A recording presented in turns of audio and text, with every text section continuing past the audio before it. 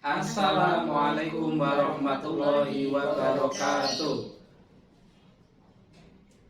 Saya CGP Angkatan 8 Kota Madiun, Ardian Mikatama Putra dari SMP Negeri 3 Madiun.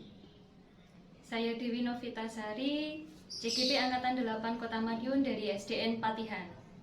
Saya Saiful Rohman, CGP Angkatan 8 dari SDN Patihan. Assalamualaikum Pak Saiful dan Pak Ardian.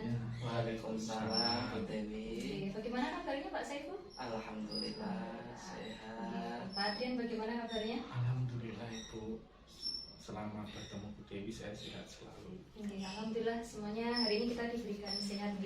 Jadi sesuai dengan kesepakatan kita kemarin, hari ini saya sebagai observer akan mengamati Pak Saiful dan Pak Ardian untuk melakukan coaching.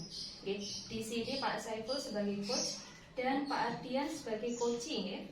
Benar begitu? Betul Bu Dewi.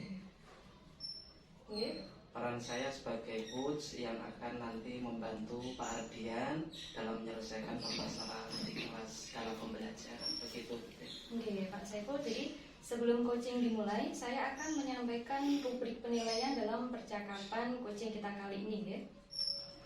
Iya Bu Dewi, supaya saya lebih paham, lebih tahu bagaimana proses penilaian dalam kegiatan coaching pada hari ini. Jadi begini Pak Saiful, dalam rubrik penilaian kita akan menggunakan 4 kriteria, yaitu kurang baik, cukup baik, baik, dan sangat baik. Nah, di sini nanti saya akan mengamati prinsip-prinsip coaching, ya, mulai dari kemitraan, proses kreatif, memaksimalkan potensi. Sudah dilakukan dan sudah sesuai atau belum? Jadi dalam kompetensi coaching ini yang saya kembangkan adalah satu, kesadaran penuh, mendengarkan secara aktif dan memberikan pertanyaan berbobot kepada coach agar saya bisa mendorong coach untuk menemukan solusinya, seperti itu. Kemudian dari ketiga kompetensi tersebut, bagian mana yang secara spesifik ingin diobservasi?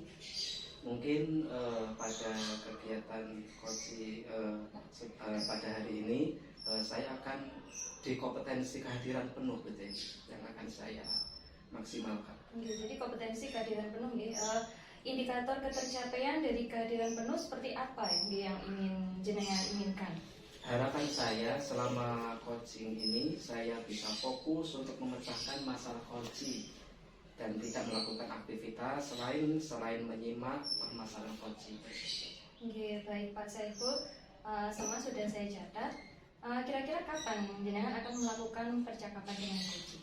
Pada hari ini Bu Dewi, ya. Nanti sebentar lagi saya dan Ardian akan melakukan coaching seperti itu.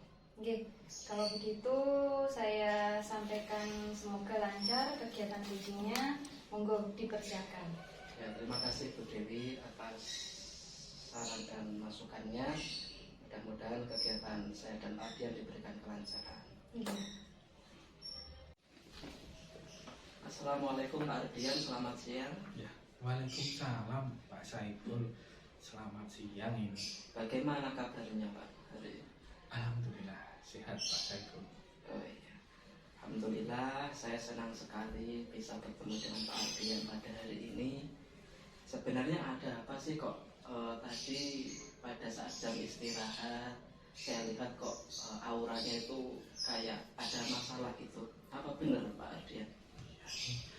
Saya itu kebingungan Bapak. Saya mempunyai masalah yang besar. Saya mencari Pak Saiful itu agar masalah saya bisa hilang. Karena saya melihat Pak Saiful itu bisa menolong saya. Oh begitu. Sebentar Pak Saiful, ini masalah pembelajaran di kelas ini yang saya selalu jadi masalah di sana. Iya, begitu Pak Ardian. Sebenarnya apa sih masalahnya Pak Ardian kok sampai Pak Ardian ini tadi auranya seperti kayak bingung gitu Pak Ardian? Ya, begini Bapak, saya kan mengajar sudah cukup lama, hampir 10 tahun Bapak saya mengajar. Jadi saya tahu murid-murid saya seperti apa, dan saya pun juga sudah mengembangkan pembelajaran di kelas. Tapi setelah pandemi ini, anak-anak yang kemarin belajar daring itu, setelah itu saya mengalami kesulitan Pak, untuk membangkitkan motivasi belajar mereka. Saya sudah berinovasi sedemikian rupa, akhirnya sama saja. Menurut Pak Ardian, tadi Panjenengan mengatakan anak dikatakan tidak aktif, begitu nih. Seperti apa ya Pak ya? Artinya dia kok bisa seperti itu, tidak aktif dalam kelasnya itu bagaimana? Bisa dijelaskan Pak Ardian? Selama yang menurut saya tidak aktif itu selama pembelajaran Bapak, mereka itu hanya menjadi pendengar, tidak pernah bertanya, tidak pernah aktif. Saya lontarkan pertanyaan di kelas, mereka tidak menjawab, tidak tahu apakah mereka itu buka HP, browsing, apa itu saya tidak tahu juga. Atau mungkin diskusi itu sudah saya terapkan, tapi diskusinya hanya pasif saja. Terus mereka juga terlambat mengumpulkan tugas-tugas, sudah saya deadline, saya berikan soal di classroom juga itu. Terus akhirnya mereka juga separuh yang mengerjakan juga. Saya tidak bisa memunculkan ide-ide dari mereka untuk mereka bereksplorasi. Oh begitu ya Pak Ardian. Kalau boleh tahu Pak Ardian, selama ini mungkin apa yang sudah Pak Ardian lakukan untuk memotivasi para anak-anak tersebut, para siswa dalam aktif pembelajaran Pak Ardian? Saya minum dulu ya Bapak ya. Oh iya, monggo silakan. Saya pernah mencoba Bapak ini dengan posisi tempat duduk itu biar anak-anak itu lebih mengenal, misalkan kan setelah pandemi mungkin anak tersebut itu jadi tidak pernah ketemu jadi ketemu, terus akhirnya ketemu kan akhirnya kok beda di rumah terus, akhirnya mereka bisa berinteraksi seperti itu sudah saya lakukan, tapi hasilnya juga nihil Bapak. Oh begitu. Mungkin selain itu Pak Ardian, usaha yang lain yang Panjenengan lakukan apa kira-kira? Ya, usaha saya itu sudah sangat banyak sekali, seperti contohnya ODL itu sudah saya lakukan. Terus pembelajaran juga menggunakan berbagai media sekarang ini kan dibagikan oleh pemerintah kota menggunakan Chromebook. Itu pembelajaran saya sudah mengaitkan dengan Google Workspace yang sekarang dipandu oleh Bapak Mente yang sangat baik sekali, Bapak Aris yang dari SMP 12 itu sudah saya lakukan seperti itu. Cuma pembelajarannya itu kok anak-anak tidak merespon gitu loh Pak. Jadi ya sama saja gitu. Oh, iya. Nah, berarti Panjenengan itu kreatif Pak Ardian. Sudah melakukan beberapa inovasi dalam pembelajarannya. Ini juga terus bisa dikembangkan Pak Ardian. Pak Ardian juga pernah merubah posisi siswa, namun belum efektif untuk mengaktifkan siswa, begitu nih Pak Ardian. Mungkin jika dievaluasi, kira-kira apa yang membuat yang belum berhasil Pak Ardian? Ini tak minum lagi Bapak ya.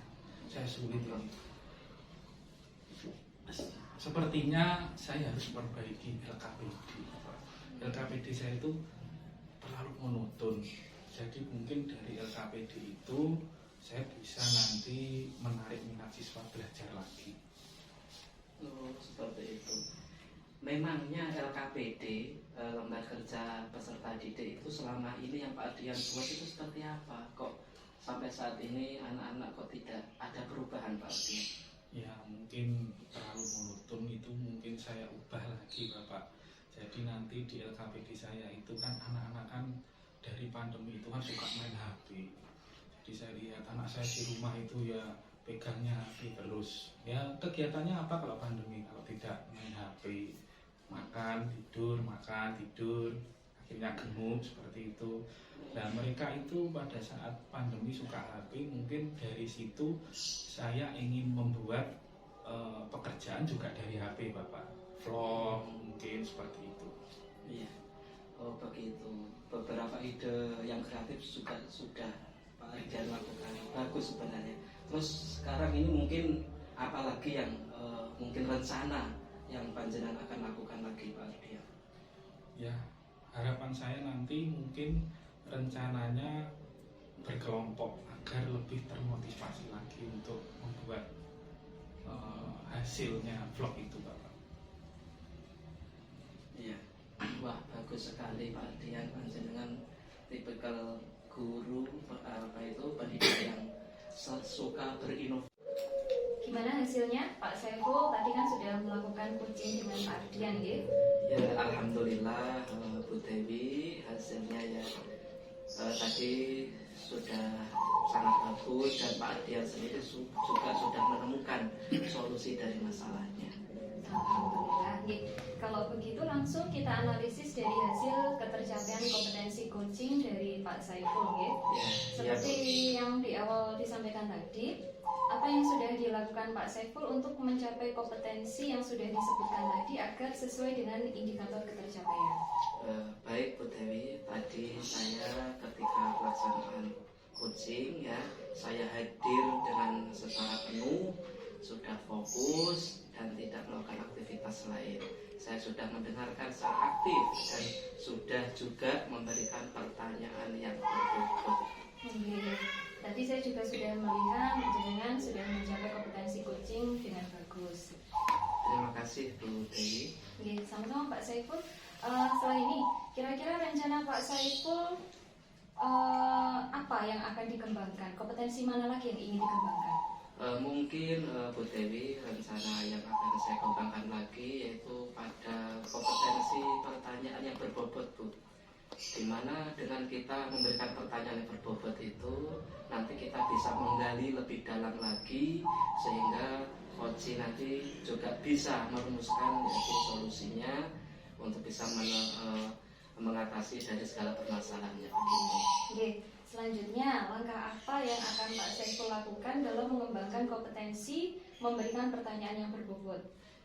Baik Ibu, untuk mengembangkan itu saya akan merefleksi pada diri saya terlebih dahulu, kira-kira apa dari kekurangan saya, kemudian saya akan memperbaiki dari kekurangan itu supaya nanti saya juga bisa mencari referensi bagaimana cara melakukan coaching yang baik ataupun bisa belajar dari master atau senior saya yang sudah senior yang sudah baik dalam melakukan coaching. Bagus sekali Pak langkah-langkahnya. Nah, ini sekarang kapan jenengan akan melakukan atau mencari referensi? Ya, secepatnya Bu, mungkin minggu depan ini akan saya lakukan untuk merencanakan untuk belajar lagi pada kegiatan coaching ini. Kalau begitu nanti kita akan ketemu lagi setelah jenengan melakukan coaching supaya tahu progres keberhasilan panjenengan. Iya Bu, saya siap nanti kapan saja bila Bu Dewi mungkin saya akan mengusahakan untuk bisa bertemu lagi. Terima kasih Pak Saiful untuk waktunya kali ini. Mudah-mudahan ada kesempatan untuk bertemu lagi. Sama-sama. Assalamualaikum Pak Saiful. Terima kasih Pak Ardian. Terima kasih sudah menonton video dari kami demonstrasi kontekstual modul 2.3. Semoga bermanfaat. Wassalamualaikum warahmatullahi wabarakatuh.